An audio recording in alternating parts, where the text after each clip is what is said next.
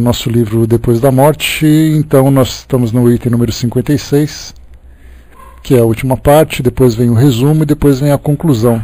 São 3 textos pequenos que eu acredito que hoje nós finalizamos. Então, antes de começar, vamos para o nosso boletim da Sociedade Parisiense de Estudos Espíritas.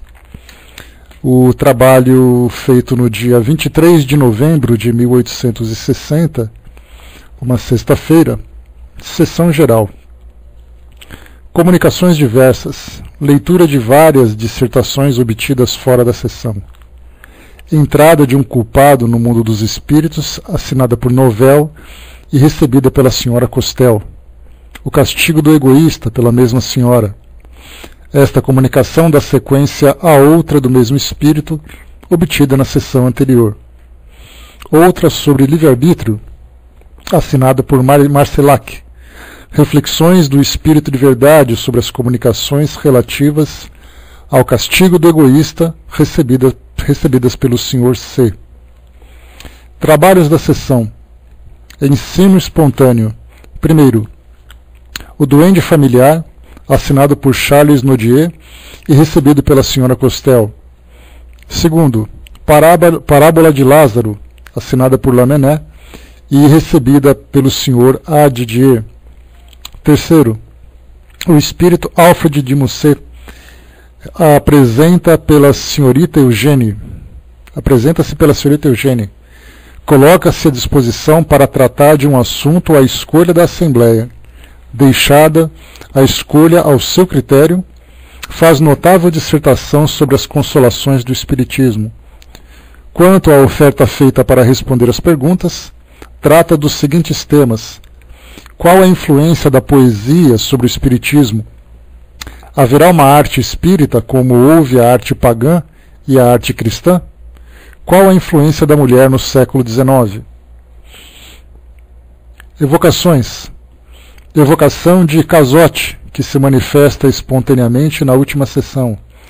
Foram-lhe feitas várias perguntas sobre o dom da previsão que em vida parecia possuir. Questões e problemas diversos sobre a ubiquidade dos espíritos nas manifestações visuais, sobre os espíritos das trevas a propósito das manifestações do Sr. Squire, que só se produzem na obscuridade. Nota: trataremos dessa questão em artigo especial falando do Sr. Squire. O Sr. Jobá lê 3 encantadoras poesias de sua lavra: A Felicidade dos Mártires, A Árvore do Paraíso e A Anexação, essa última uma fábula. O nosso próximo encontro, então, na semana que vem. Teremos aqui, então, o boletim do dia 30 de novembro de 1860. Lembrando que amanhã, feriado, a gente não vai ter estudos. Acabei me esquecendo de avisar vocês durante essa semana. Então, feriado, a gente nunca tem aqui a oportunidade de conciliar com a nossa rotina, então acaba que preferimos não fazer nenhum dos nossos estudos. Então, na segunda-feira a gente recomeça com os nossos boletins, mas na sexta-feira é tudo normal. Recomeça com o nosso boletim, já também começando, como eu falei para vocês, o estudo do livro A Gênese, que vai começar exatamente a partir da semana que vem. Bom dia, Gilda. Bom dia, João. Vamos lá então aqui para o nosso livro Depois da Morte. O que foi, Flávia? Que você está chorando? Pois é, feriado aqui, Dia da Consciência Negra aqui no Brasil. Então nós teremos esse nosso pequeno feriado para o pessoal dar uma descansada, né, fazer aqui as comemorações, né, para celebrar a cultura afro-brasileira aqui no nosso país. Né, e vocês de longe aí fiquem torcendo e apreciando aqui as nossas comemorações. Vamos lá então, texto número 56, a lei moral. Nas páginas precedentes expusemos tudo o que colhemos dos ensinos dos espíritos relativamente à lei moral. É nessa revelação que reside a verdadeira grandeza do espiritismo. Os fenômenos espíritas são um prólogo da lei moral. Embora muito imperfeitamente, compreendemos-los a casca revestindo o fruto, inseparáveis em sua gestação, têm, entretanto, um valor muito diferente. Então, interessante aqui essa comparação que Leon Denis faz, que separando a casca do fruto. É como ele fala sobre, fazendo uma comparação dos fenômenos e de toda a lei moral que abrange o Espiritismo. Então, os fenômenos nos chamam a atenção para a realidade do mundo espiritual, que por sua vez traz para nós todas as consequências morais desse novo conhecimento. Então, nós vemos que os dois nascem juntos. Mas a partir de certo momento nós já começamos a separar aquilo que é apenas o fenômeno propriamente dito e aquilo que vem como consequência moral, determinando naturalmente essa lei moral que nós estamos estudando. Então, uma comparação muito pertinente, muito interessante. O estudo científico deve conduzir ao estudo filosófico, que é coroado pelo conhecimento dessa moral, na qual se completam, se esclarecem e fundem todos os sistemas moralistas do passado, a fim de constituírem a moral única, superior, universal, fonte de toda a sabedoria e de toda a virtude, mas cuja experiência e prática só se adquirem depois de numerosas existências. Lá no começo do estudo desse livro, nós pegamos ali no primeiro, segundo capítulo, a história da evolução das religiões e depois também o conteúdo que cada religião traz como afinidade com aquilo que o Espiritismo propõe em termos de realidade do mundo espiritual e também de leis morais. Como eu falei para vocês, já em outras oportunidades, nós vemos que cada religião ela é sustentada naturalmente por uma doutrina. As religiões não são apenas uma forma de vincular Deus aos homens, como se elas fossem apenas um intermediário, mas elas trazem uma proposta de vida, que é exatamente esse corpo doutrinário, que faz com que as pessoas se elevem em direção ao mundo espiritual, em direção a Deus.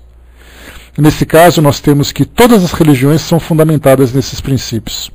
Nós temos, por exemplo, o cristianismo, nós temos o hinduísmo, nós temos o budismo, nós temos a religião judaica, nós temos as religiões de tradições africanas e tantas outras religiões que surgem. Dentro do cristianismo nós temos as religiões católicas, como a apostólica romana, a ortodoxa grega, a ortodoxa russa, temos as religiões protestantes, as religiões evangélicas, não protestantes, mas evangélicas. Então todas elas baseadas num livro que traz para nós ensinamentos, que traz para nós esclarecimentos a respeito de valores, a respeito de virtudes. Esse é o corpo moral, o corpo doutrinário moral que cada uma traz. O detalhe é que, junto com esse corpo moral, que todas têm essa proposta de fazer com que o homem se transforme num indivíduo melhor, num ser melhor, num espírito melhor, nós temos também ali as suas práticas e temos também os seus dogmas. Então isso dá a entender que muitas vezes aquele corpo moral que é o mais importante de cada religião acaba sendo misturado e confundido com práticas religiosas. E isso então traz uma grande confusão. E são exatamente essas práticas religiosas que fazem com que as religiões sejam diferentes umas das outras. Então, todas elas propõem que o homem seja melhor. Todas elas propõem que o espírito se eleve. Mas cada uma determina a forma como cada indivíduo deve proceder. E é aí que nós começamos então a ver as diferenças e principalmente começamos a ver o conflito entre cada ideia, entre cada religião. Então significa que quando nós falamos de amor, o amor por si só, ele não depende de nada além do sentimento, nada além das atitudes do indivíduo. Mas dentro da visão de cada religião, um amor é mais sólido ou menos sólido se você se comportar dessa forma, se você tiver essa prática, se você estiver em tal lugar, ou se você acreditar em tal coisa. Então nós vemos que o amor, que é o sentimento mais sublime que existe no universo todo, ele acaba sendo minimizado porque ele se torna um sentimento condicionado a uma prática terrena, a uma prática humana. Então nós vemos que as religiões procuram mostrar para os indivíduos, mostrar para os seguidores, a forma como devem se conduzir. Hoje, nós vemos que, estudando a doutrina espírita, compreendendo exatamente a sua essência, que é valorizar o espírito e não valorizar o indivíduo encarnado com suas práticas materialistas, com suas práticas terrenas, a gente começa a analisar as religiões hoje de uma forma diferente.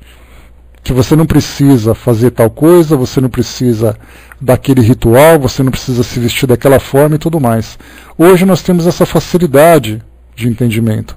Só que é importante nós lembrarmos que todas essas práticas, todas essas imposições, elas foram extremamente importantes na formação do pensamento religioso lá no passado, naquela época em que nós vivíamos ainda sem qualquer tipo de conhecimento, sem qualquer tipo de compreensão. Basta a gente lembrar, por exemplo, que a religião, o casamento dentro da religião católica, ele foi inicialmente uma imposição. E nessa época de imposição a gente pensa, mas por que a igreja obrigava as pessoas a se casarem, a viver dentro do mesmo ambiente? Por que a igreja obrigou as pessoas a usarem alianças? Exatamente para trazer um comportamento, uma conduta moral. Porque antes nós tínhamos uma promiscuidade, nós tínhamos a infidelidade, nós tínhamos uma falta de compromisso mais profundo entre as pessoas. Então elas se aproximavam muito mais pela sensualidade, pelo interesse, do que por esse compromisso espiritual. Então foi determinado que a partir do casamento, o casal deveria viver sob o mesmo teto, usar aquelas alianças para demonstrar exatamente o vínculo que eles possuíam e terem uma conduta ligada àquela instituição. Então, através do batismo, através da comunhão, através do casamento e diversos outros sacramentos que foram demonstrados. E isso acontecia também em outras religiões. Quando a gente pega o judaísmo, nós temos também práticas ritualísticas falando sobre o nascimento, falando sobre a passagem da juventude, temos o casamento também, e dentre outros sacramentos que eles também acabam oferecendo. E assim acontece com todas as demais religiões. Então, na verdade, lá no passado, era importante você falar para as pessoas que se você pretende se vincular a Deus, é importante que você saia daquele comportamento mundano, ou seja, aquele comportamento ligado muito mais aos hábitos do cotidiano, aos hábitos da vida das pessoas, do que para poder se vincular a uma determinada conduta.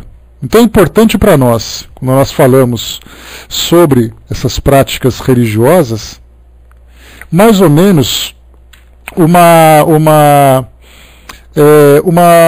conduta muito parecida com aquela que nós tínhamos na época do Jardim da Infância, em que todos nós ficávamos em fila, todos nós entrávamos na sala de aula formando uma fileira, todos os alunos muitas vezes de mão dadas, todos eles carregando a bolsa daquele jeito. Então nós vemos que aquele tipo de comportamento na época do Jardim da Infância, na época da pré-escola, como é chamada hoje, era uma conduta necessária para disciplinar aquelas crianças, ou para nos disciplinar quando éramos crianças. Até que chega um momento em que nós vamos evoluindo psicologicamente, evoluindo biologicamente, evoluindo moralmente, em que esse tipo de conduta já não é mais necessário. E que nós já temos disciplina suficiente para poder entrar na sala de aula, subir as escadas com cuidado, respeitar os colegas, mas naquele começo era necessário até por uma questão de segurança para as próprias crianças. Então nós pensamos que as religiões, naquele início da sua formação, ou no início dessa educação religiosa das pessoas, nós tínhamos alguns tipos de condutas que eram necessárias de serem seguidas. Só que, como nós observamos, muitas dessas condutas perduram até hoje. O que nós vemos então, que nós continuamos ainda muito ligados a esse comportamento do dia a dia, aqui do nosso comportamento humano, terreno, na verdade, e nos esquecemos da importância da nossa conduta espiritual diante das religiões. Então, Baseado nesse raciocínio, nós temos aqui que Leon Denis trouxe para nós, então, dizendo que esse estudo científico, filosófico, é importante para nós para compreendermos exatamente essa moral única. Então é como se nós pegássemos todas as religiões, passássemos por uma grande peneira e começássemos então a selecionar aquilo que é essencial dentro dessa lei moral e aquilo que é dispensável. E é então nessas peneiradas que nós vamos dando, nós vamos percebendo quanta coisa que pode ser simplesmente eliminada, guardando fundamentalmente aquilo que é o mais importante, aquilo que tem mais valor para o próprio espírito. E isso, naturalmente, nós vamos fazendo essa seleção conforme os próprios encarnados, conforme os próprios espíritos também vão evoluindo. Porque não é tão simples assim nós imaginarmos que basta nós mudarmos um determinado padrão, um determinado ritual, uma determinada prática numa religião, que tudo se resolve. Lembrando sempre que nós, espíritos, ainda somos dependentes de muitas práticas que nós não conseguimos ainda nos libertar. E isso acontece inclusive dentro da própria doutrina espírita. Nós percebemos que inconscientemente nós temos determinadas condutas na nossa rotina, no nosso dia a dia, ou mesmo nos nossos trabalhos, que nós nem sequer percebemos. E que depois de um certo tempo, depois de uma análise mais cuidadosa, nós vamos então modificando o nosso comportamento. Basta a gente perceber, por exemplo, no momento de uma prece. Um momento de preces, por exemplo, na prece nós temos determinados tipos de conduta. Algumas pessoas preferem ficar com as mãos levantadas, outros preferem ficar de pé, outros preferem ficar sentados, outros preferem usar determinados tipos de roupas. Nas reuniões mediúnicas, alguns preferem se sentar dessa ou daquela forma, arrumar uma mesa, produzindo um cenário que seja muito mais... que traga uma ideia muito mais espiritualizada do que simplesmente uma conduta normal. Num ambiente normal, num ambiente natural. Nós preferimos, por exemplo, acreditamos que as nossas preces são muito mais eficazes dentro de um centro espírita, dentro de uma igreja, do que você dirigindo um carro, no elevador, dentro de um metrô. Por que nós pensamos assim? Porque nós nos habituamos a sermos estimulados por esses ambientes. A mesma coisa também. Às vezes fazer uma prece de mãos dadas. Então, temos ali uma série de comportamentos que nós vamos observando que nós ainda temos essa necessidade dentro da própria doutrina espírita. Como eu falei para vocês, olha, se por acaso você fizer um trabalho dentro de um centro espírita, um trabalho, uma palestra, um trabalho mediúnico, um grupo de estudos e tudo mais, e se você tiver aquelas roupas que são brancas, aquelas roupas que transmitam harmonia, dá a impressão de que você se sente mais leve do que você usar uma roupa que seja tradicional do seu dia a dia. E muitas vezes, se você vai com uma camiseta escura, com uma calça jeans e tudo mais para participar de um trabalho, as pessoas se sentem incomodadas, porque você não está vestido adequadamente. Então tem aquelas pessoas do nosso convívio que têm determinado tipo de comportamento, como nós também temos determinado tipo de comportamento. Então isso é bastante natural. Se você vai tomar o passe, as pessoas dizem assim, feche os olhos que você vai se sentir melhor. Esse fecha os olhos, muitas vezes, é uma orientação para que você se concentre, para que você não disperse a sua atenção durante aquele trabalho. Mas para muitas pessoas é fecha os olhos porque eu aprendi que tem que ser com o olho fechado. E isso dentro da doutrina. Fora da doutrina em outras religiões, nós temos templos religiosos, livros sagrados, símbolos, posturas, tipos de rezas, de preces, de orações. Então, temos ali todas as religiões trazendo esse tipo de comportamento. Então nós pensamos assim, mas as religiões não precisam disso. Ou melhor, para você se conectar com Deus, você não precisa disso. Quer dizer, isso não é necessário, mas as pessoas ainda precisam. Por isso, gradativamente, essas condutas vão se modificando. Basta a gente lembrar, por exemplo, um detalhe claro.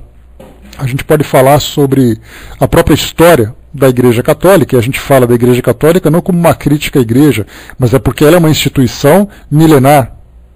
E não há como desvincular a nossa história aqui do mundo ocidental da história dessa instituição. Então basta a gente lembrar, por exemplo, que até aquela época de Martinho Lutero, quando nós tivemos ali a reforma religiosa no início do século XVI, todas as missas eram realizadas em latim. A Bíblia era em latim. A partir de Martinho Lutero, quando ele propôs aquela reforma religiosa e fez a tradução, incentivou, ou promoveu a tradução da Bíblia para o alemão, outros países também começaram a fazer a tradução. O próprio calvinismo, a religião calvinista, que hoje nós temos como derivação a igreja presbiteriana, uma igreja muito forte que se difundiu na Suíça, na França, outros países ali do centro europeu, assim como nós tivemos também a igreja anglicana na Inglaterra, começaram a traduzir suas Bíblias. Então nós vemos assim que em 500 anos, essa modificação que aconteceu do tipo e da forma como os cultos eram realizados. Hoje nós vamos a missas católicas, se por acaso você é convidado para um casamento, você participa de um ritual católico. Se você é chamado para um batismo, se algum familiar vai fazer a sua primeira comunhão, você é convidado e como espírita você não tem motivo nenhum para negar a sua presença, pelo contrário. Nós vamos com o maior prazer para poder presenciar e estimular, porque isso faz parte da vida daquela pessoa. Assim como também nas religiões evangélicas a mesma coisa, mas nós não fazemos ideia da diferença que é das práticas religiosas hoje no século XXI, das práticas religiosas que aconteciam, por exemplo, no século XVIII, século XVII. Alguma coisa muito diferente, onde você tinha comportamentos que eram muito mais radicais, comportamentos que eram muito mais temerosos para as pessoas. Então nós tivemos ali, sem dúvida nenhuma, uma mudança, uma transformação de uma forma positiva. Porque houve assim aquele distanciamento ou aquela libertação daquelas práticas radicais, valorizando não tanto o ritual, mas começando a valorizar as pessoas. Então as coisas ficaram mais leves, as coisas ficaram mais harmônicas, ficaram mais suaves, as pessoas se sentindo menos culpadas por causa disso. Havia uma cobrança muito grande, uma rigidez muito grande na conduta das religiões tradicionais. Então hoje nós tivemos essa modificação. Então a gente fica se perguntando, muitos se perguntam assim, será que essa modificação foi positiva ou foi negativa? Para aqueles que eram os mais tradicionais, acham que foi uma mudança negativa. Para aqueles que se veem de uma forma mais moderna, foi uma mudança positiva. Basta a gente lembrar, e isso vem sendo demonstrado na mídia atualmente, o Padre Marcelo, muito popular dentro da Igreja Católica e aqui no Brasil de um modo geral, quando ele começou a trabalhar daquela forma mais descontraída, mais informal com os jovens, com suas músicas, com as suas missas, né? Nós tivemos aqui o santuário do... Deixa eu me lembrar o nome da instituição que ele trabalhava aqui em São Paulo. Era da... Eu me esqueci o nome agora da instituição, o nome da igreja, onde ele fazia ali o seu trabalho. Então ele começava então a fazer aquele tipo de trabalho e os jovens começaram a lotar a instituição, a igreja, aquele templo. Lotavam porque adoravam a forma como ele fazia suas pregações, como ele fazia os seus cultos, como ele divertia e tudo mais, e saiu recentemente na mídia dizendo que ele estava sendo investigado pelo missionário por ser uma pessoa muito popular. E ele era muito criticado, tanto por aqueles que, principalmente por aqueles que eram tradicionais. Então aqueles padres mais antigos, que tinham assim hábitos mais tradicionais, criticavam veementemente a conduta que ele tinha nessa forma como ele estava transmitindo os ensinamentos católicos. Então vemos ali um choque de gerações, um choque de ideias do passado com o presente. Então vemos que as religiões vão se modificando, os seus hábitos vão se modificando também. Não as religiões em si, mas as suas práticas vão se modificando. Mas o essencial daquilo que o Leon Denis está chamando a atenção para nós vai ser exatamente o momento em que todas as religiões terão como ponto fundamental não mais as suas instituições, não mais os seus edifícios, não mais os seus rituais, mas principalmente os seus ensinamentos morais, que é o mais importante para fazer com que o espírito se eleve. Do contrário, nós continuaremos ainda nesses cultos exteriores, acreditando que eu vou para o céu porque eu frequento a missa. E não porque eu vou para o céu pelo fato de eu me transformar numa pessoa melhor. Então são essas leis morais que são universais, que começam então e precisam se destacar de todas as instituições. Aí sim nós teremos ali a religião do espírito propriamente dita e não a religião dos homens. A Silvia colocou, né, por que Padre Marcelo sempre usa batina, né? Coisa que os padres estão trocando por roupas comuns. É comportamento deles, né, Silvia? Então, eu vi um depoimento, isso não vem ao caso para nós, né, porque isso aí não é da nossa alçada, mas não deixa de ser um fato curioso. Ele sempre colocava o seguinte, que essa popularização que ele teve no trabalho que ele realizava, fazia com que as pessoas o olhassem não como sacerdote, como representante da instituição, mas que ele fosse observado como uma pessoa, como homem. E ele queria que eles não fossem e ele não queria ser visto como homem.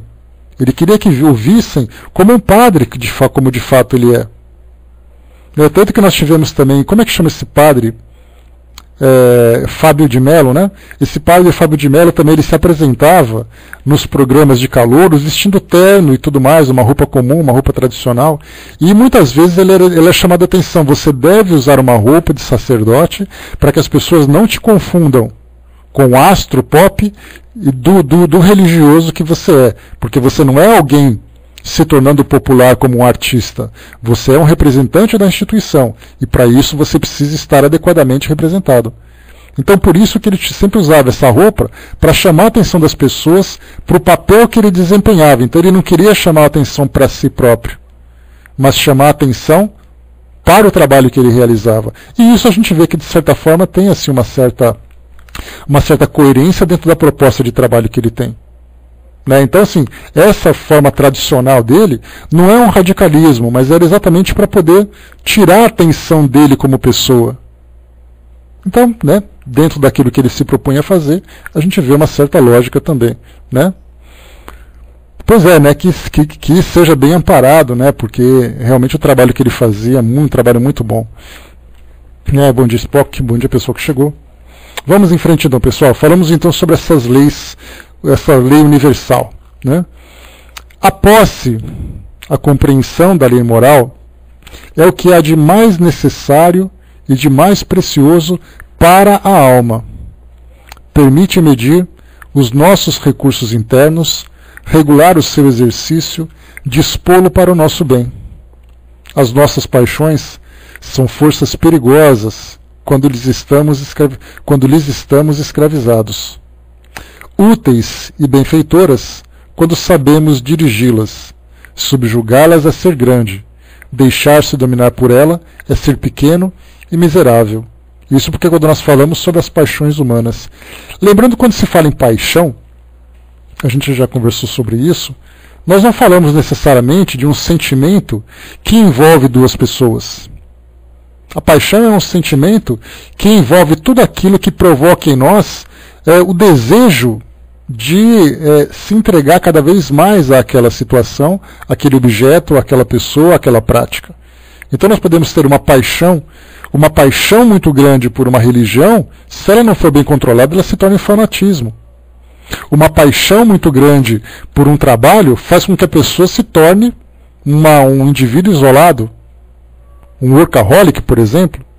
A paixão por animais, muitas vezes, Spock, quando ela é descontrolada, ela faz com que a pessoa se isole da sociedade e se dedique exclusivamente aos animais. Então, na verdade, a paixão é um sentimento que nós temos que nos dá grande motivação para determinado empreendimento, determinada atitude. Mas quando essa paixão ela perde o controle, e os espíritos falam sobre isso no próprio livro dos espíritos, a paixão é como um cavalo. Se por acaso esse cavalo se desgoverna, ele sai quebrando tudo. A mesma coisa acontece quando uma pessoa se apaixona por outra. Se essa paixão não for controlada, essa pessoa se desequilibra. Ela fica ciumenta, ela fica possessiva, ela fica doentia muitas vezes. Ela muitas vezes se humilha, ela se submete a situações constrangedoras em nome dessa paixão. Então a paixão é aquele grande vulcão, ele entra em erupção, depois ele volta à calmaria. Se durante esse período de erupção ele perde o controle, ele vai fazer estragos. Então quando nós falamos em paixões, nós falamos em situação do nosso dia a dia. Tudo aquilo que nós gostamos de fazer, aquilo que nós sentimos prazer em fazer. Quantas pessoas têm assim aquele desejo quase que incontrolável de ir para as baladas de fim de semana?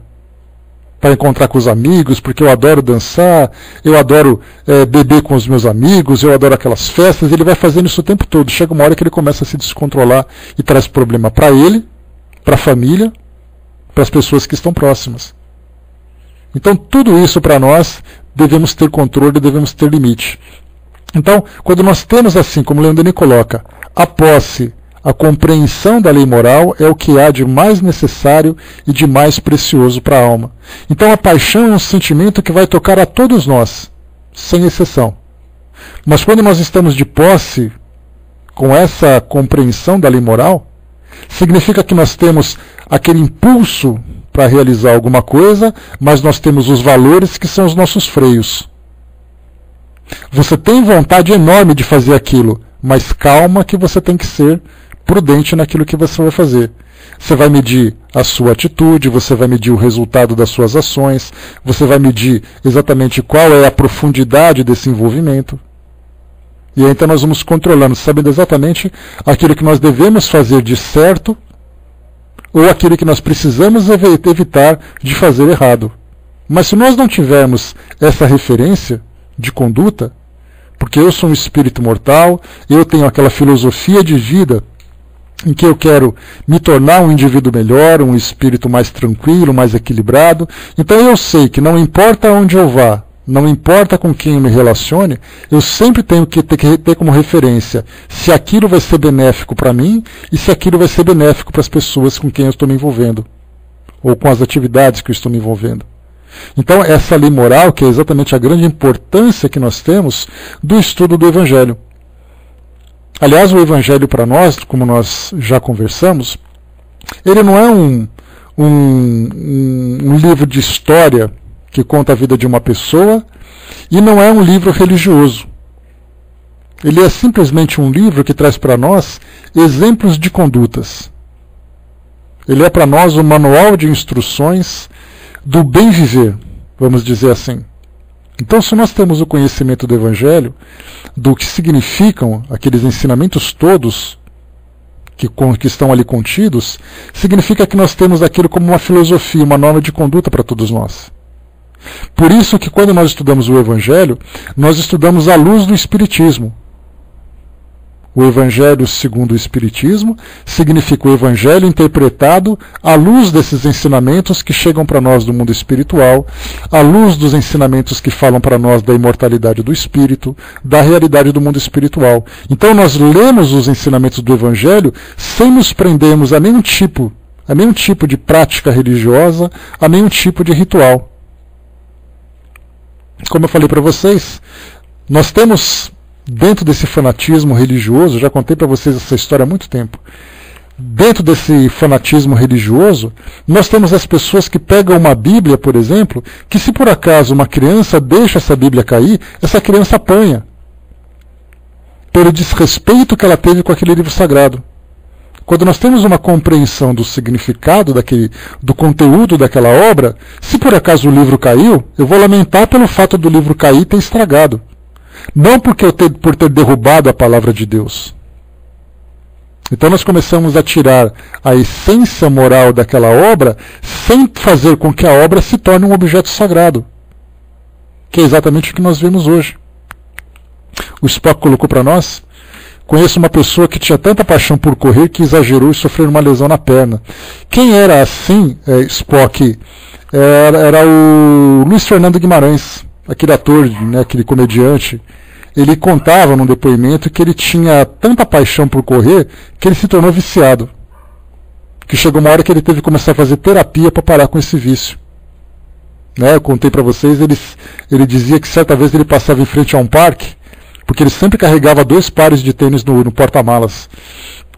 E quando ele passava em frente ao parque, ele via um grupo de pessoas correndo, ele parava o carro onde ele estava, colocava o tênis e corria atrás das pessoas. Tamanho era o vício que ele estava dentro desse tipo de conduta. Então, quando ele começou a fazer tratamento, ele parou. Aí chegava uma hora que ele falava assim: "E aí, como é que está a sua vida?" "Ah, eu estou bem." "O que você está fazendo de bom?" "Ah, eu estou correndo. Estou correndo." A vida dele se resumia nisso. Assim como nós temos pessoas que acabam por essa paixão entrando em desequilíbrios por academia, por ambientes, por tipos de relacionamento. E quando ele passa o limite do equilíbrio, aí então ele começa a entrar na autodestruição, o que é lamentável. Porque essa reconstrução, como nós sabemos, é algo extremamente negativo. Pois é, vai que confunde, né? E continua para nós. Leitores, ou melhor, leitor, falando conosco agora. Se queres libertar-te dos males terrestres, escapar às reencarnações dolorosas, grava em ti essa lei moral e pratica. Faze que a grande voz do dever abafe os murmúrios de tuas paixões. Dá o que for indispensável ao homem material, ser efêmero que se esvairá com a morte. Então, dá o que for indispensável ao homem material.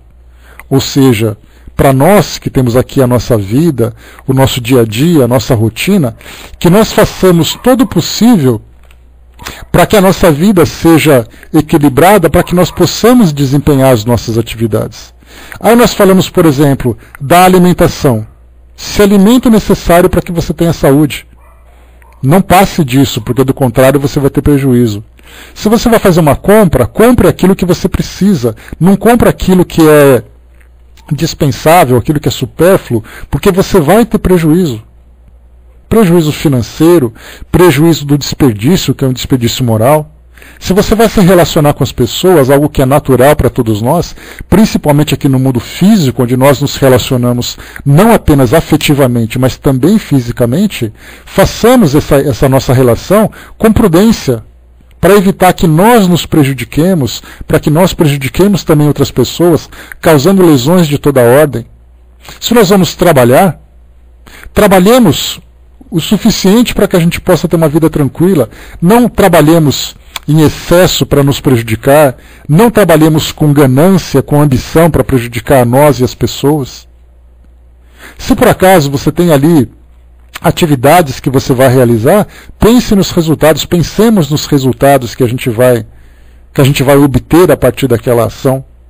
Por isso que ele coloca, dá o que for indispensável ao homem material, que ele é ser efêmero e se esvairá com a morte. Ou seja, vai chegar um momento em que nós retornaremos ao mundo espiritual e nós só levaremos o aprendizado dessas experiências. Se for um aprendizado doloroso, as repercussões desse aprendizado vão nos acompanhar também. Se for um aprendizado positivo, benéfico, construtivo, significa que nós vamos levar também os frutos desse aprendizado para a nossa vida espiritual. Então nos concentremos apenas, nós somos seres encarnados temporariamente, tudo aquilo que nós fizermos agora nos trará um tipo de consequência, uma consequência positiva ou uma consequência negativa. Então temos sempre que ter essas leis morais como a maior referência para todos nós. Hoje nós temos, dentro da teoria, muita informação. Nós sabemos quais são os melhores valores, nós somos capazes de adorar e de idolatrar as pessoas que se comportam dessa forma.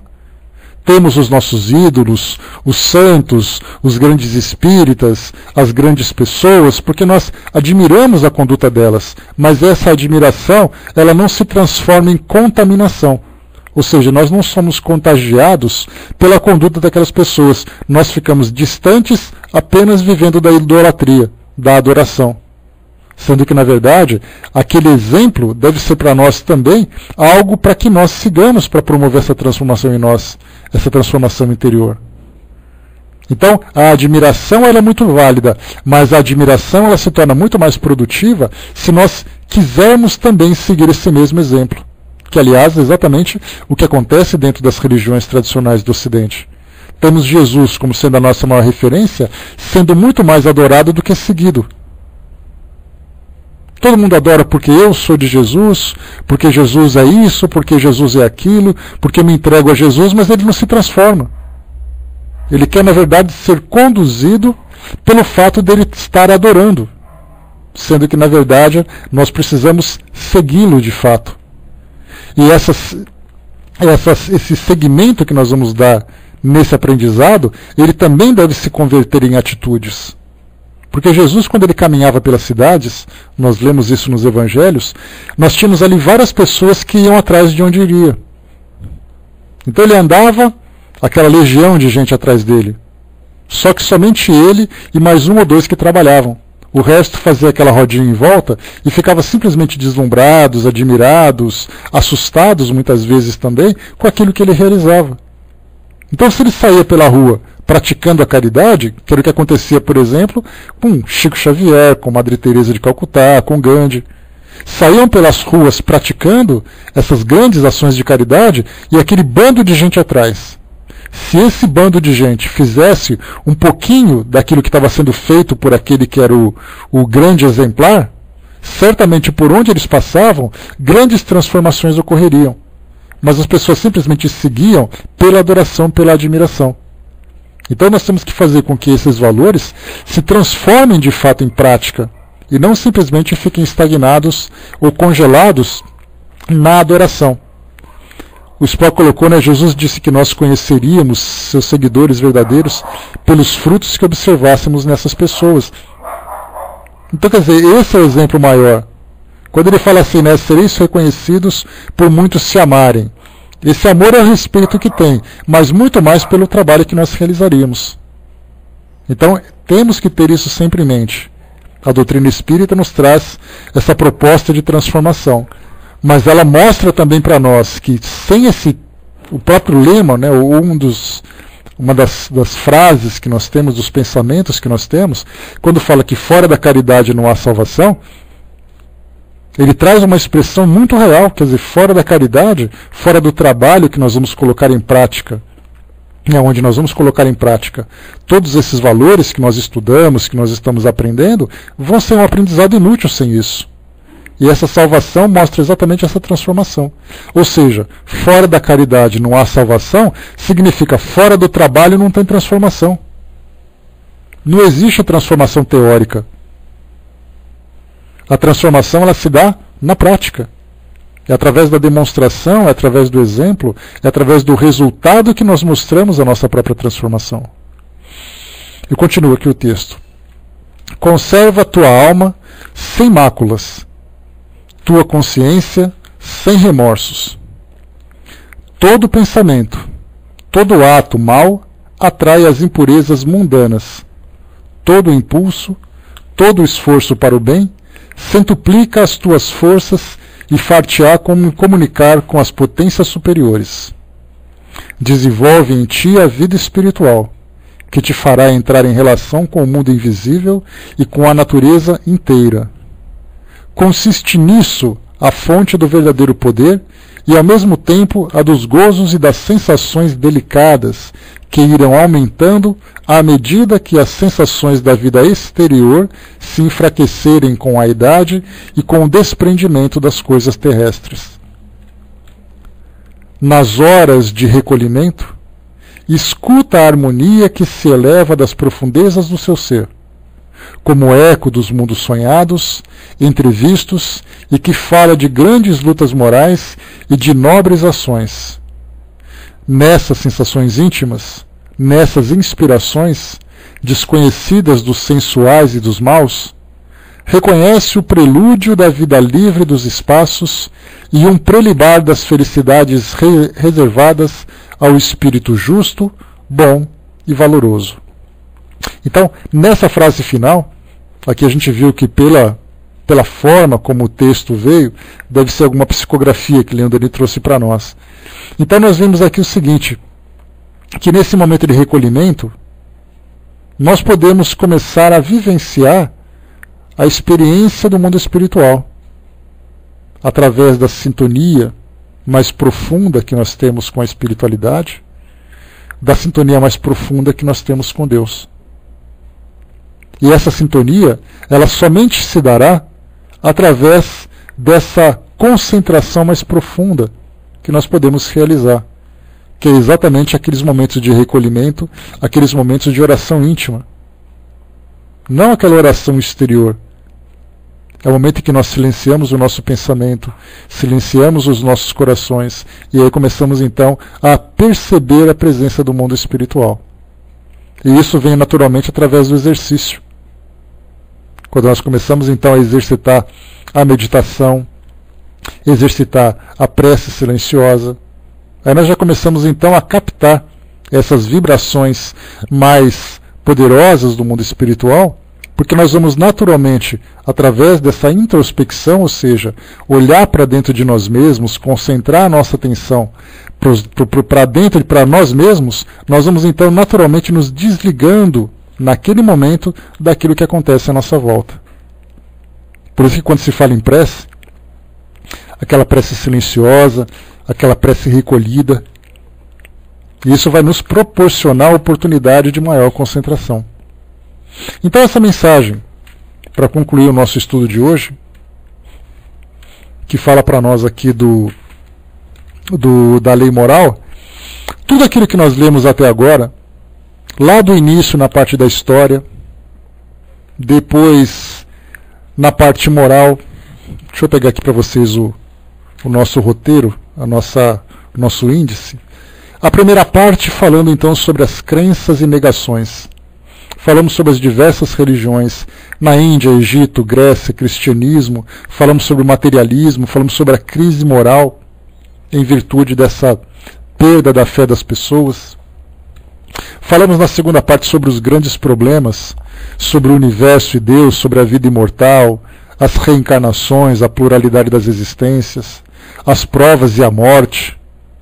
Depois falamos do mundo invisível na terceira parte, a natureza, a ciência, a matéria, os fluidos, magnetismo, os fenômenos, o perispírito, os médiuns, a evolução, consequências filosóficas e morais.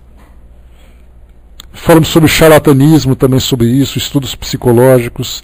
Depois, na quarta parte, falamos sobre o mundo espiritual propriamente dito, o além-túmulo. Falamos sobre o homem, que é um ser psíquico, a hora final, o julgamento, a vontade, a vida no espaço, a erraticidade, vida superior, espíritos inferiores, superiores. Depois falamos aqui sobre a justiça, livre-arbítrio, a reencarnação novamente. Nessa quinta parte iniciamos com a vida moral, falamos sobre todas as virtudes. Fé, esperança, orgulho, riqueza, pobreza, que também, nesse caso, entra com as nossas imperfeições, egoísmo, caridade, amor, sobre a prece, o trabalho, o estudo, a educação, e fechamos agora com essa lei moral. Bom, eu vou ler para vocês aqui agora a parte do resumo do que vem a ser aquilo que depois a gente vai para a conclusão também. O resumo daquilo que a gente estudou até agora. Então diz para nós o seguinte aqui. Para melhor esclarecer este estudo, resumiremos aqui os princípios essenciais da filosofia dos espíritos. Então, esse resumo que o Leon Denis traz, ele seria assim a base essencial do que vem a ser o espiritismo. Então ele começa assim. Primeiro, uma inteligência divina rege os mundos. Nela, identifica-se a lei imanente, eterna, reguladora, a qual os seres e coisas estão submetidos. Quando se fala seres e coisas, dessa lei, essa lei que é eterna e universal, nós falamos dos seres que são submetidos às leis morais. Quando nós falamos seres, nós falamos naturalmente do espírito. E falamos também de coisas. E essas coisas, que é a matéria, nós podemos incluir também o nosso corpo físico. Então tudo responde, tudo está submetido a uma lei, ou a diversas leis.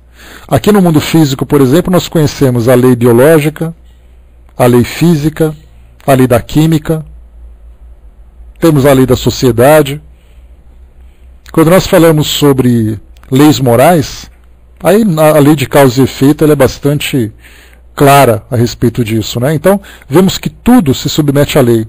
A ciência, naturalmente, preocupada com os resultados de suas pesquisas, resultados de seus exames, sempre vão dizer assim que o mundo pode funcionar perfeitamente sem Deus. Porque nós temos a lei da física e a lei da química que construiu tudo. Só que, naturalmente, não considera que essas leis respondem exatamente a esses princípios que são divinos, vamos dizer assim. Aí muita gente vai dizer assim, mas isso é só uma questão de fé, uma questão de crença. Aí Kardec traz para nós, a gente vai estudar sobre isso logo no início do livro A Gênese, ele sempre fala para nós que não existe nenhum efeito inteligente sem uma causa inteligente. Se a lei da física ela é inteligente, e a lei da química também, para fazer as ligações químicas, para termos ali leis que regem a gravidade, que regem a união dos átomos e tudo mais, se nós temos essas leis, é porque alguma coisa criou essa lei. Então, através desse axioma, nós podemos até não compreender o que vem a ser Deus, mas não podemos negar que existe alguma coisa maior do que simplesmente as leis da natureza que regem o universo. Segundo, assim como o homem, sob seu invólucro material, continuamente renovado, conserva sua identidade espiritual, esse eu indestrutível, essa consciência em que se reconhece e se possui, assim também o universo, sob suas aparências imutáveis, se possui e se reflete numa unidade central que é o seu eu. O eu do universo é Deus, lei viva, unidade suprema, onde confinam e se harmonizam todas as relações, foco imenso de luz e de perfeição, onde irradiam e se expandem por todas as humanidades justiça, sabedoria e amor. Terceiro, no universo tudo envolve e tende para um estado superior. Tudo se transforma e se aperfeiçoa. Do seio dos abismos a vida eleva-se, a princípio confusa, indecisa, animando formas inumeráveis cada vez mais perfeitas, depois desabrocha no ser humano, adquire então consciência, razão, vontade e constitui a alma ou o espírito. Então a gente fala sobre tudo aquilo que evolui. Começa com aquele princípio vital, né, ou aquele ser biológico que começa a demonstrar vida, e dali ele evolui. Essa cadeia evolutiva que ele segue, para nós ainda é um grande mistério, principalmente no que envolve os reinos inferiores. Quando Kardec estudou sobre o espírito, ele começou a trazer para nós então os valores, o destino, a forma como ele vive, mas ele não foi capaz, assim como os espíritos também, de trazer para nós como tudo começou. Tanto que em várias situações, tanto colocada no Livro dos Espíritos como na Revista Espírita, nós temos ali dizendo que nós não sabemos quando os espíritos foram criados. Esse é o tipo de informação que se encontra sob o véu dos mistérios de Deus. Então, se nós não sabemos quando o espírito foi criado, nós temos até alguns artigos que foram publicados na Revista Espírita que fala sobre isso, mas nós temos ali ensaios, teorias que foram propostas, mas de fato é algo que ninguém sabe, o momento em que o espírito é criado. De que forma, por exemplo, que uma bactéria foi criada? Como ela se tornou viva? Porque ela é viva. E inclusive até o próprio conceito de vida, ele acaba sendo um pouco confuso, porque a biologia fala que a vida, ela se resume no nascimento, no crescimento, na reprodução e na morte. Uma bactéria passa por esse processo. Só que essa reprodução, ela acaba sendo de outras formas. Para a filosofia, a vida tem outro significado. Para a religião, a vida tem outro significado. Então, até mesmo o conceito de vida para nós, ele tem ali aspectos diferentes dependendo do ponto de vista. Mas, de qualquer forma, nós temos ali, quando a vida é criada, mesmo que seja no ser mais primitivo existente aqui no nosso planeta, ou mesmo no universo, porque quando nós falamos em uma bactéria que nasceu aqui no nosso mundo, nós vemos a bactéria presente aqui no mundo físico. Mas qual é exatamente a forma como ela se relaciona com o mundo espiritual? De onde vem esse princípio que torna aquele ser que muitas vezes é unicelular, tem uma única célula, se torna viva? Então nós não sabemos. Mas o que nós sabemos é que tudo evolui, do átomo ao arcanjo tudo se encadeia, como dizem os espíritos, e tudo evolui para se tornar nesse ser complexo que nós nos tornamos hoje e para avançarmos, para irmos muito além daquilo que nós somos hoje também.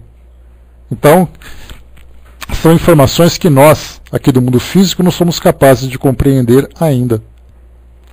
Mas certamente no mundo espiritual, nós poderemos ver de onde as coisas saem, como as coisas surgem, desde que nós evoluamos para isso. Número 4. A alma é imortal. Coroamento e síntese das potências inferiores da natureza. Coroamento e síntese das potências inferiores da natureza. Ou seja, vemos ali a evolução daquele princípio vital para chegar na condição de alma. Ela contém em germe todas as faculdades superiores.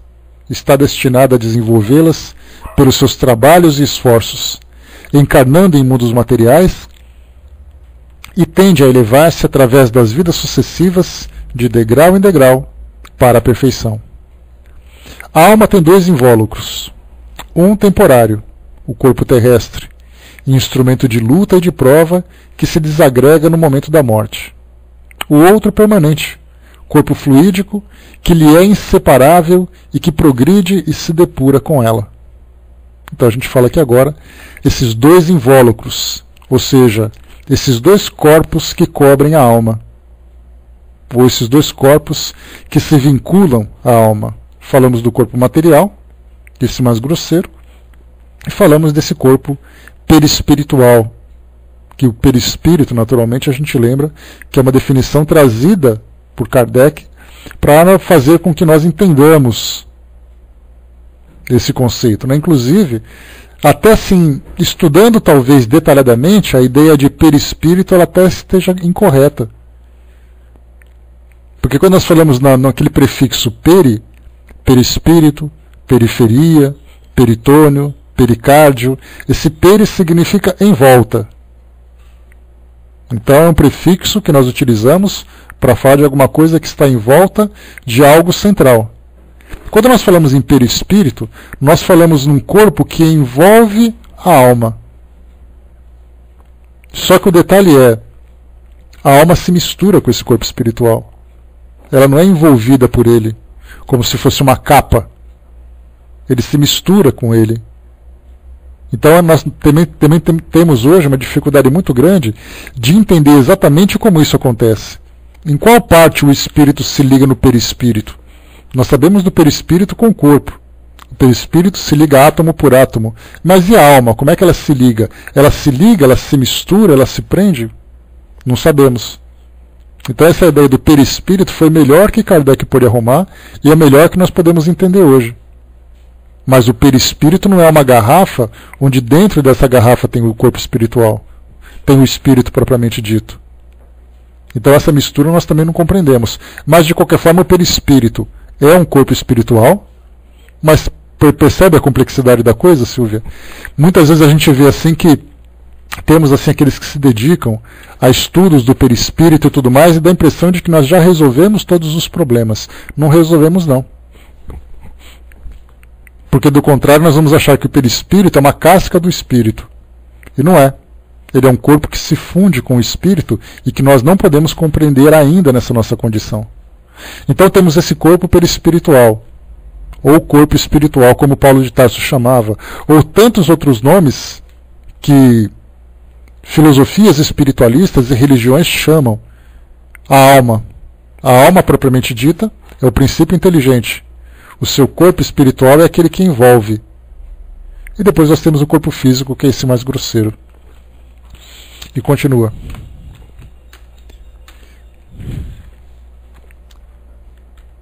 Item número 5. A vida terrestre é uma escola, um meio de educação e de aperfeiçoamento pelo trabalho, pelo estudo e pelo sofrimento. Então a gente percebe aqui que a vida terrestre ela não pode se desvincular do sofrimento. Exatamente porque o mundo material ele é um mundo agressivo.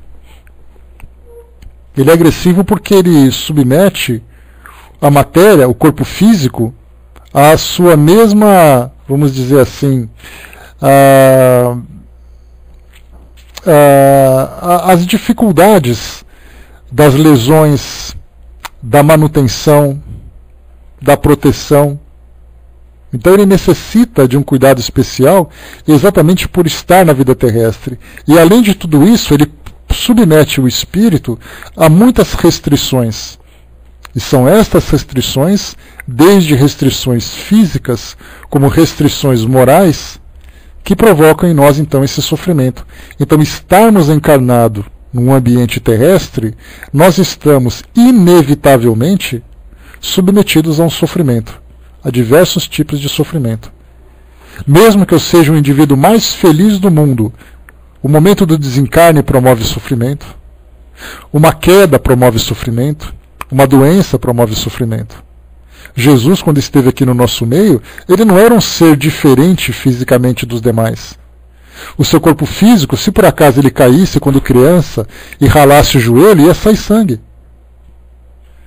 Se por acaso ele não se alimentasse adequadamente, ele ia ficar doente. Então o corpo físico, inevitavelmente, provoca ao espírito esse tipo de sofrimento. Mas é um sofrimento necessário para o nosso aprendizado. São restrições, são limitações para que a gente possa depurar aquelas nossas impressões mais grosseiras.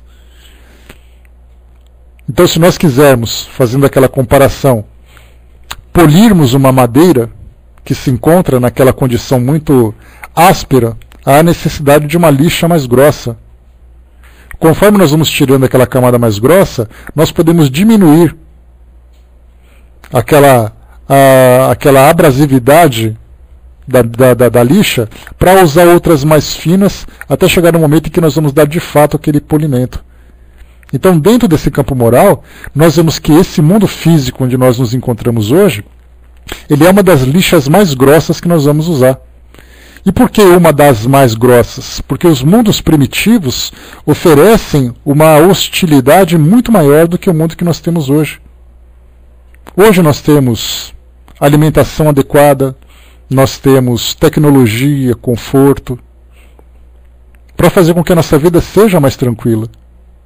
Nos mundos primitivos, como eu já falei para vocês, basta nós voltarmos no tempo e buscarmos os registros da história, quando o nosso planeta vivia lá na Idade Antiga, com os homens da pré-história, quando nós pegamos os primeiros sumérios, egípcios, romanos, até mesmo antes dos romanos, nós vamos encontrar então civilizações que viviam naquela época do mundo antigo, do mundo primitivo. Ali a vida era muito mais curta, exatamente pelos sacrifícios que o indivíduo deveria fazer para poder se manter. Ele não tinha supermercado, ele não tinha McDonald's, não tinha pizzaria. Ele tinha que sair para caçar e comer aquela comida do jeito que ela estava, se a comida não comesse ele antes. Ele tinha que se alimentar sem ter ali medicamento para dor de estômago, para conter diarreia. Não tinha sorinho caseiro, caso ele estivesse passando mal. Se ele tivesse que caminhar, ele ia caminhar durante horas e quilômetros e dias para poder chegar de um ponto a outro. Hoje nós temos a tecnologia que facilita o nosso transporte, que facilita a nossa comunicação.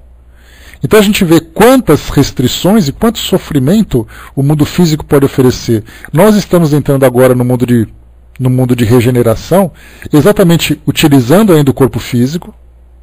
Estamos ainda submetidos a esse sofrimento, só que num grau menor. Porque hoje nós temos uma ciência que nos proporciona conhecimento científico suficiente para lidarmos com as doenças, para lidarmos com as nossas necessidades mais básicas. Então nós continuaremos ainda vinculados ao mundo físico, mas com muito mais facilidade. Daqui para frente, nessas próximas décadas que virão, muitas doenças serão extintas, muitas curas serão descobertas. Tecnologias para proporcionar para nós maior conforto, alimentação adequada, maior proteção. Teremos estruturas, infraestrutura numa cidade, num país, muito mais bem elaboradas para proporcionar para nós mais segurança. Teremos uma transformação social para que a nossa vida não seja tão temerosa como é hoje, onde nós temos ali as dificuldades para o nosso sustento, com medo do desemprego, com medo das coisas mais caras, muitas vezes com medo da violência, com medo dos acidentes. Nós teremos transformações em todas as áreas, mas continuaremos ainda vinculados ao mundo físico. Então a vida terrestre sempre será uma vida de sofrimento, em maior ou menor grau. Felizmente nós sobrevivemos até aqui. E continuaremos sobrevivendo sempre. Mas para a gente poder ver do modo mais fácil, olha a distância que nós já percorremos para chegar até aqui. Então se chegamos até aqui, é porque nós somos merecedores. Somos vitoriosos desse percurso até aqui. Só que começamos agora um novo percurso. E quanto mais nós nos transformarmos, mais nós avançamos também. Continua para nós. Não há nem felicidade, nem mal eternos. A recompensa ou o castigo consistem na extensão ou no encurtamento de nossas faculdades, do nosso campo de percepção, resultante do bom ou mau uso que houvermos feito do nosso livre-arbítrio, e das aspirações ou tendências que houvermos em nós desenvolvido. Livre e responsável, a alma traz em si a lei dos seus destinos. Prepara no presente as alegrias ou as dores do futuro. A vida atual é a consequência, a herança das nossas vidas precedentes e a condição das que se lhe devem seguir. O espírito se esclarece, se engrandece em potência intelectual e moral, à medida do trajeto efetuado e da impulsão dada a seus atos para o bem ou para a verdade, para a verdade. Número 6. Uma estreita solidariedade une todos os espíritos, idênticos na sua origem e nos seus fins, diferentes somente na sua situação transitória, uns no estado livre, no espaço, outros revestidos de invólucro perecível, mas passando alternadamente de um estado para outro, não sendo a morte mais que uma fase de repouso entre duas existências terrestres. Gerados por Deus, seu Pai comum, todos os espíritos são irmãos e formam uma imensa família. Uma comunhão perpétua e de constantes relações liga os mortos aos vivos. 7. Os espíritos classificam-se no espaço em virtude da densidade do seu corpo fluídico, relativa ao seu grau de adiantamento e de depuração. Sua situação é determinada por leis exatas. Essas leis exercem no domínio moral uma ação análoga à que as leis da atração e de gravidade executam na ordem material. Os espíritos culpados e maus são envolvidos em espessa atmosfera fluídica, que os arrasta para mundos inferiores, onde devem encarnar para se despojarem de suas imperfeições. A alma vitoriosa, revestida de um corpo sutil, etéreo, participa das sensações da vida espiritual e eleva-se para mundos felizes, onde a matéria tem menos império, onde reinam a harmonia e a bem-aventurança. A alma, na sua condição superior e perfeita, colabora com Deus, coopera na formação dos mundos, dirige-lhes a evolução, vela pelo progresso das humanidades, pela execução das leis eternas. Aqui, quando ele fala alma na sua vida superior e perfeita, nós falamos naturalmente dos espíritos perfeitos. Quando nós falamos sobre a hierarquia no mundo espiritual, e naturalmente nós falamos de uma hierarquia moral, nós temos aqui algumas informações que chegam para nós, embora isso seja relevante, porque não importa quem seja o espírito responsável pelo nosso planeta, é um espírito que está tendo muito trabalho e que está trabalhando muito bem, promovendo a evolução do nosso mundo.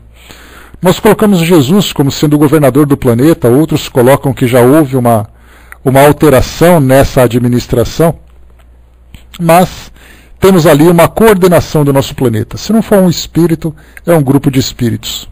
Assim como acontece com o nosso país, como acontece com o nosso estado, com a nossa cidade, com a nossa família e conosco individualmente. Então isso vai se elevando até chegarmos na coordenação do nosso planeta, na coordenação do nosso sistema na coordenação de nossa galáxia. Aí a gente começa a entrar numa esfera tão grande de evolução que a nossa inteligência não consegue absorver. Imaginar assim, qual é a potência de um espírito responsável por coordenar a galáxia onde nós vivemos? A gente até tem dúvida se realmente existe um espírito responsável por essa galáxia. Mas aí nós pegamos então essas fotografias que chegam para nós do espaço, onde nós temos essas milhões de galáxias que são possíveis de serem identificadas, e nós percebemos que elas não estão soltas no espaço à toa. Fala, professor. Elas estão ali, sendo também dirigidas nesse processo evolutivo. Então são essas almas que vivem essa vida superior e perfeita que colaboram com Deus nessa formação e na direção dos mundos na sua evolução. Número 8. O bem é a lei suprema do universo e o alvo da elevação dos seres. O mal não tem vida própria. É apenas um efeito de contraste. O mal é o estado de inferioridade, a situação transitória por onde passam todos os seres na sua missão para um estado melhor. 9. Como a educação da alma é o objetivo da vida, importa resumir seus preceitos com palavras. Então, estamos aqui, educação da alma. Quais são as necessidades ou os objetivos que a alma tem nesse processo, esse processo educativo? Comprimir necessidades grosseiras, os apetites materiais. Aumentar tudo quanto for intelectual e elevado. Lutar, combater, sofrer pelo bem dos homens e dos mundos. Iniciar seus semelhantes nos esplendores do verdadeiro e do belo. Amar a verdade, a benevolência. Tal é o segredo da felicidade no futuro, tal é o dever. Bom, então aqui nós tivemos o resumo daquilo que diz respeito ao livro que nós estudamos hoje. Eu vou pedir para vocês mais 10 minutinhos que eu quero ler essa conclusão para a gente já acabar aqui o nosso livro. Conclusão. Em todos os tempos, luzeiros da verdade têm baixado a humanidade. Todas as religiões têm tido o seu quinhão. Mas as paixões e os interesses materiais bem depressa velaram, desnaturaram seus ensinos. O dogmatismo, a opressão religiosa, os abusos de toda espécie levaram o homem à indiferença e ao ceticismo. O materialismo espalhou-se por toda parte, afrouxando os caracteres, alterando as consciências. Mas a voz dos espíritos, a voz dos mortos, fez-se ouvir. A verdade surgiu novamente da sombra, mais bela, mais brilhante que nunca. A voz disse: morre para renasceres, para te engrandeceres, para te elevares pela luta e pelo sofrimento. A morte não é mais um motivo de terror, pois atrás dela vemos a ressurreição. Assim nasceu o Espiritismo, conjuntamente ciência experimental, filosofia e moral. Ele traz-nos uma concepção geral do mundo, dos fatos e das causas, concepção mais vasta, mais esclarecedora, mais completa que todas as que a precederam. O Espiritismo esclarece o passado, ilumina as antigas doutrinas espiritualistas e liga sistemas aparentemente contraditórios. Abre perspectivas novas à humanidade. Iniciando-a nos mistérios da vida futura e do mundo invisível, mostra-lhe sua verdadeira situação no universo. Faz-lhe reconhecer sua dupla natureza, corporal e espiritual, e descortina-lhe horizontes infinitos. De todos os sistemas, este é o único que fornece a prova real da sobrevivência do ser e indica os meios de nos correspondermos com aqueles a quem chamamos impropriamente mortos. Por ele podemos ainda conversar com esses que amamos sobre a terra e que acreditávamos perdidos para sempre. Podemos receber seus ensinamentos, seus conselhos, aprendendo a desenvolver pelo exercício esses meios de comunicação. O Espiritismo revela-nos a lei moral, traça o nosso modo de conduta e tende a aproximar os homens pela fraternidade, solidariedade e comunhão de vistas. E indica a todos um alvo mais digno e mais elevado que o perseguido até então.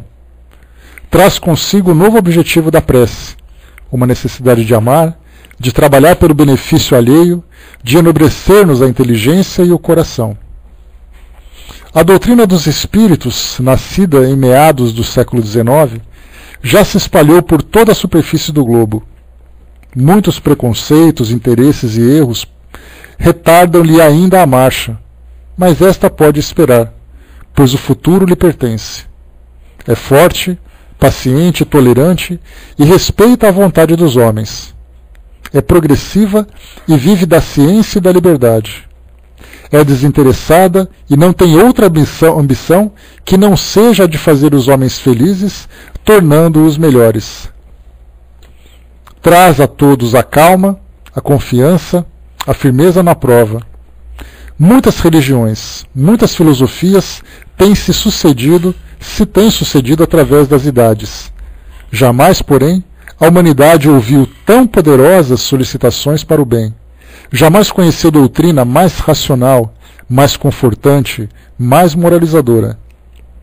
Com a sua vinda, as aspirações incertas, as vagas esperanças desapareceram. Não mais se trata dos sonhos de um misticismo doentio, nem dos mitos gerados pelas crenças supersticiosas. É a própria realidade que se revela. É a afirmação viril das almas que deixaram a terra e que se comunicam conosco. Vitoriosas da morte, pairam na luz, acima do mundo, que seguem e guiam por entre as suas perpétuas transformações. Esclarecidos por elas, conscientes do dever e dos nossos destinos, avancemos resolutamente no caminho traçado. Não é mais o círculo estreito, sombrio, insulado que a maior parte dos homens acreditava ver. Para nós, esse círculo distende-se a ponto de abraçar o passado e o futuro, ligando-os ao presente para transformar uma unidade permanente indissolúvel. Nada perece. A vida apenas muda de formas. O túmulo conduz-nos ao berço, mas tanto de um como de outro lado, elevam-se vozes que nos recordam a imortalidade. Perpetuidade da vida, solidariedade eterna das gerações, justiça, igualdade, ascensão e progresso para todos. Tais são os princípios da nova fé, e esses princípios apoiam-se no inabalável método experimental. Podem os adversários dessa doutrina oferecer coisa melhor à humanidade? Podem, com mais eficiência, acalmar-lhe as angústias, curar-lhe as chagas, conceder-lhes esperanças mais doces e convicções mais fortes? Se podem, que o digam, que forneçam a prova de suas asserções. Mas se persistem em opor afirmações desmentidas pelos fatos, se em substituição apenas oferecem o inferno ou nada, estamos no direito de repelir com energia seus anátemas e sofismas.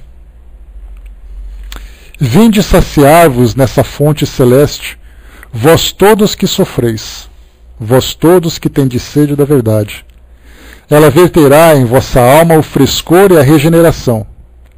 Vivificados por ela, sustentareis mais animadamente os combates da existência, sabereis viver e morrer dignamente. Observai com assiduidade os fenômenos sobre os quais repousam esses ensinos, mas não façais dele um divertimento. Refleti que é muito sério o fato de nos comunicarmos com os mortos, de receber deles a solução dos grandes problemas. Considerai que esses fenômenos vão suscitar maior revolução moral do que as que têm sido registradas pela história, abrindo a todos os povos a perspectiva ignorada das vidas futuras. Aquilo que para milhares de gerações, para a imensa maioria dos homens que nos precederam, tinha sido uma hipótese, torna-se agora uma realidade. Tal revelação tem direito à vossa atenção e ao vosso respeito. Utilizai-a somente com critério, para o vosso bem e dos vossos semelhantes. Nessas condições, os espíritos elevados assistir-vos-ão. Mas, se vos servirdes do espiritismo para frivolidades, sabei que vos tomareis presa inevitável dos espíritos enganadores, vítima dos seus embustes e de suas mistificações.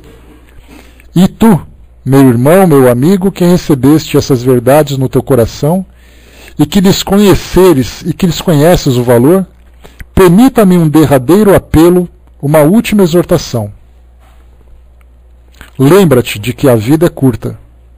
Enquanto ela durar, esforça-te por adquirir o que vieste procurar neste mundo, o verdadeiro aperfeiçoamento. Possa teu ser espiritual daqui sair melhor e mais puro do que quando entrou. Acautela-te das armadilhas da carne. Reflete que a terra é um campo de batalha onde a alma é a todo momento assaltada pela matéria e pelos sentidos. Luta corajosamente contra as paixões vis. Luta pelo espírito e pelo coração. Corrige os teus defeitos, adoça o teu caráter, fortifica a tua vontade. Eleva-te pelo pensamento acima das vulgaridades terrestres, dilata as tuas aspirações sobre o céu luminoso. Lembra-te de que tudo o que for material é efêmero. As gerações passam como vagas no mar. Os impérios esboroam-se, os próprios mundos perecem, os sóis extinguem-se. Tudo foge, tudo se dissipa. Mas há duas coisas que vêm de Deus e que são imutáveis como Ele. Duas coisas que resplandecem acima da miragem das glórias mundanas. São a sabedoria e a virtude. Conquista-as por teus esforços e, alcançando-as, elevar-te-ás acima do que é passageiro e transitório, para só gozares o que é eterno. Então está aqui, meus amigos, fechamos mais aqui um dia, mais aqui uma etapa dos nossos estudos. Vimos aqui, através das palavras de Leon Denis, todo aquele conhecimento que nós já obtivemos de Kardec, agora talvez desenvolvidos de uma forma mais profunda, de uma forma mais poética, já que ele era um grande estudioso da doutrina espírita, e nós tivemos a oportunidade de aprender um pouquinho mais com ele também. Então concluímos aqui mais um livro, Depois da Morte. Para quem não teve a oportunidade de acompanhar o estudo completo, como nós tivemos hoje, como nós tivemos nessa fase, dê uma chegadinha depois no livro, dá mais uma relida nele de vez em quando, que sempre vai ter ali mais uma visão, mais um ponto de vista muito interessante desses ensinamentos que nós estamos absorvendo. O nosso próximo estudo, então, a partir da segunda-feira, que é o nosso próximo encontro, lembrando que amanhã é feriado, nós não teremos estudos, então vai ser o livro A Gênese. Vamos abraçar esse desafio para estudarmos esse livro, que é tão profundo dentro desse aspecto científico que a doutrina espírita nos propõe. E vamos ver se a gente consegue tirar dessa fruta o suco saboroso que ele está nos oferecendo. Então, concluímos por aqui mais um dia do nosso trabalho. Amanhã é o dia da consciência negra, né? Então é feriado. Então, em época de feriado, a gente tem assim, uma certa dificuldade. Justo nesse dia, Armando, escapou, hein, meu amigo, mas na sexta-feira a gente te encontra, pode deixar. Não há de ser nada, não. Então, dia especial amanhã, dia de ovada, coisa e tal. Mas é melhor, a gente guarda para sexta-feira, não tem problema. Então é isso aí, pessoal. Fechando por aqui o nosso trabalho. Então, desde já, né, um grande abraço para você, parabéns. Que seja um dia 49, que maravilha.